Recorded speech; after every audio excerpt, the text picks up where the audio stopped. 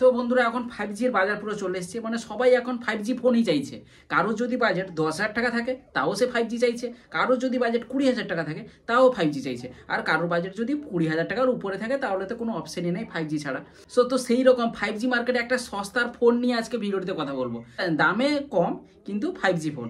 তো সেই ফোনটির দাম মাত্র 11,000 টাকা থেকেই শুরু, আর এই ফোনটিতে থাকছে স্ন্যাপড্রাগনের প্রসেসর এবং গ্লাস ব্যাক। তো সেই ফোনটি হলো পোকোর তরফ থেকে পোকো M6 Pro 5G।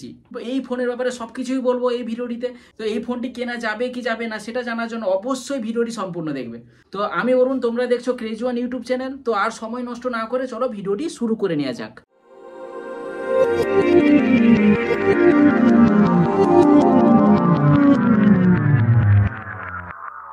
তো বন্ধুরা, তোমরা নিশ্চয়ই জানো যে আমার প্রত্যেকটা ভিডিওটিতে আনবক্সিংটা একটু আলাদা রকমের করার চেষ্টা করি, মানে একটু আলাদা জায়গায় বা অন্য ভিডিও থেকে আলাদা করার চেষ্টা করি। তো প্রতি ভিডিওর মতো এই ভিডিওটিতেও একটু আলাদা জায়গায় আনবক্সিংটা হয়ে যাক। তো আজকে আনবক্সিং করব গাঁদা ফুলের মাঝে। তো গাঁদা ফুলের রঙও হলুদ এবং ফোনটির প্যাকিংও হলুদ, পুরো ম্যাচিং লাগবে। তো প্রথমে বক্সটিকে কাটলে দেখা যাবে ফোন, তো কালো রঙের ফোন, মুখটা নর্মাল, আর গ্লাস ব্যাগ তো আগেই বলেছি। এবার বক্সের ভিতরে আছে কেস, ডকুমেন্টসের জ্ঞান, আর আছে সিম ট্রে, তারপরে আছে টাইপ সি কেবিল, তারপরে আছে 22.5 ওয়াটের চার্জার। যদিও ফোন কিন্তু 18 ওয়াটের চার্জিং সাপোর্ট করে, তাও বেশি ওয়াটের চার্জার দিয়েছে বক্সে। তো শর্ট আনবক্সিং এখানটাই শেষ। ডিজাইনটা ফোনটা দেখতেও খুব ভালো, ততটা প্রিমিয়াম না লাগলেও ডিজাইন কিন্তু দেখতে ভালো লাগছে। তো এই ফোনটা একটু বড় রকমের, তারপর গ্লাস ব্যাগ তো আছে, সেইটার জন্য আর একটু ভালো লাগছে গ্লাস ব্যাগ থাকার জন্য।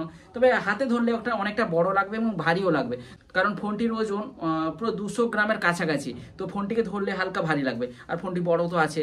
ফোনটির লুক ঠিকই আছে, লুকের কোনো রকমের ডাউট নেই, লুক ঠিকই আছে, ব্ল্যাক কালারের লুক সেরা লাগবে। এই বাজেটে এই ফোনের লুক ঠিকই আছে, আর ফোনটিতে একটু ফ্ল্যাট টাইপের ডিজাইন দেখা যাবে। এবার দেখে নিব এই ফোনটিতে পোর্টস এবং বাটনগুলি কি আছে।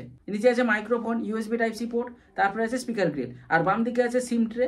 আর সিম ট্রেটি বলে দিয়ে হাইব্রিড স্লট আছে, আর উপরে আছে 3.5mm এর অডিও জ্যাক। ডান দিকে আছে ভলিউম কি এবং power on off button. Power on off বাটনেই ফিঙ্গারপ্রিন্ট সেন্সর আছে, তার মানে এই ফোনটিতেও সাইড মাউন্টেন ফিঙ্গারপ্রিন্ট সেন্সর আছে, আর এই বাজেটে সাইড মাউন্টেন ফিঙ্গারপ্রিন্ট সেন্সরই থাকে।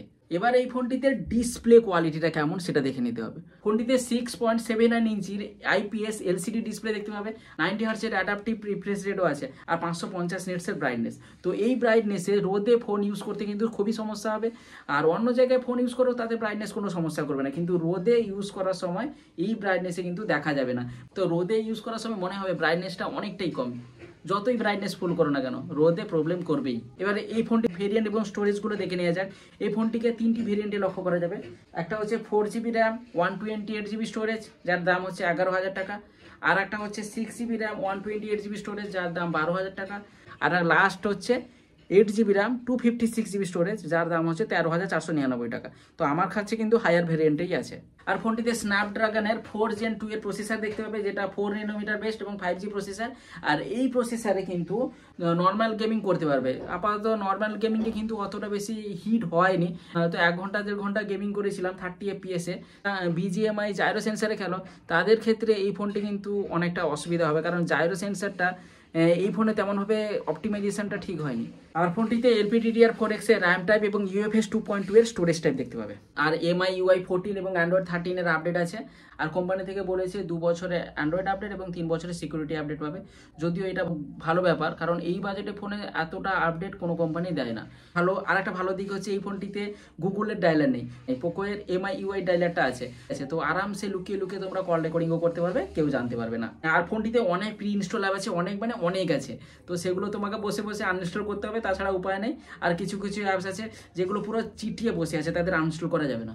আর ফোনটিতে 7টি 5G ব্যান্ড আছে, তবে 4G প্লাসের যে নেটওয়ার্ক কানেক্টিভিটিটা অতটা কিন্তু স্ট্রং নয়।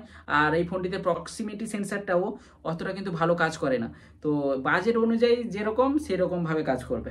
আর আগেই বলেছি সিম ট্রেটা হাইব্রিড স্লটের, তো 2টা সিম ইউজ করতে পারবে বা একটা সিম একটা মেমোরি কার্ড ইউজ করতে পারবে। আর ফোনটির ব্যাটারিতে 5000 mAh ব্যাটারি দেখতে পাবে, 18 ওয়াট চার্জিং এর সাথে। যদিও বক্সে 22.5 ওয়াটের চার্জার আছে, কিন্তু ফোনটি 18 ওয়াটের চার্জিং সাপোর্ট করে, আরামসে একদিন চলে যাবে। তবে যদি 5G নেটওয়ার্কে ফোনটা রাখো তাহলে কিন্তু ব্যাটারি ড্রেনটা প্রচুর হবে। তো যখন দরকার তখন 5G নেটওয়ার্কটা অন করবেন, বাকি সময় 4G করে রাখবে, ব্যাটারি ড্রেনটা একটু কম হবে।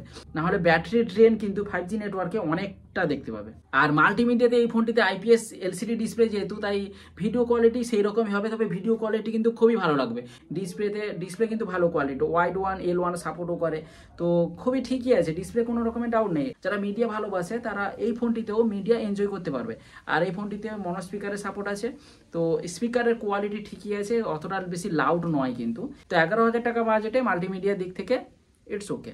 এবার বলবো সবশেষে ক্যামেরা নিয়ে। তো এই ফোনটিতে দুটি ক্যামেরা দেখা যাবে, একটা হচ্ছে 50 মেগাপিক্সেলের মেন ক্যামেরা আর 2 মেগাপিক্সেলের ডেপথ সেন্সার। তো ক্যামেরা নর্মাল, এত ভালো কোয়ালিটির ফটো কিন্তু এই ফোনটিতে আশা করা যায় না, তাও normal camera, normal photo quality, ফটোগুলো তোমরা ডিসপ্লেতে দেখতেই পাচ্ছ নর্মাল ফটো কোয়ালিটি। তবে রাত্রের ফটোগুলো খুবই খারাপ, রাত্রে এর নাইট ক্যামেরা এতটা খারাপ যে তুলতেও ইচ্ছা হবে না।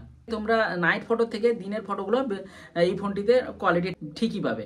আর এই ফোনটিতে সেলফিতে এবং ব্যাক ক্যামেরাটিতে দুটিতেই 1080p 30fps পর্যন্ত ভিডিও রেকর্ডিং করতে পারবে। ফোনের বাজেট যদি 11,000 টাকা মাথায় রাখা হয়, তাহলে আমরা গ্লাস ব্যাক পাচ্ছি, স্ন্যাপড্রাগনের প্রসেসর পাচ্ছি, নর্মাল ক্যামেরা পাচ্ছি এবং ভালো ব্যাটারিও পাচ্ছি। তো এই সব দিক যদি মাথায় রাখা হয় এবং সস্তায় এত কম দামে 5G ফোন ইউজ করতে চাও, তাহলে এই ফোনটি অবশ্যই তোমরা চেক আউট করতে পারো। কারণ 11,000 টাকা বাজেটে এই রকম ফোন তো আশা করি অন্য কোনো কোম্পানি দিবে না। পোকো এর হাই বাজেটের ফোনগুলোতে একটু হয়তো খারাপ রিপোর্ট আছে, কিন্তু তার লো বাজেটের ফোনগুলোতে সেরকম কিন্তু খারাপ রিপোর্ট নেই। তো তোমাদের বাজেট যদি এইরকম 11,000 12,000 টাকা থাকে এবং 5G ফোন খুঁজছো, তাহলে তোমরা এই ফোনটিকেও চেক আউট করতে পারো।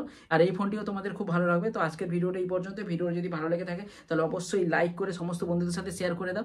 এই ফোনের ব্যাপারে কি কি ভালো লাগলো তা অবশ্যই কমেন্ট বক্সে জানিও। দেখা হবে তাহলে নেক্সট ভিডিওতে। সবাই ভালো থাকবে, খুশি থাকবে এবং নতুন বছরের জন্য ভালো করে আগাম প্ল্যান করে রাখবে। তো টাটা।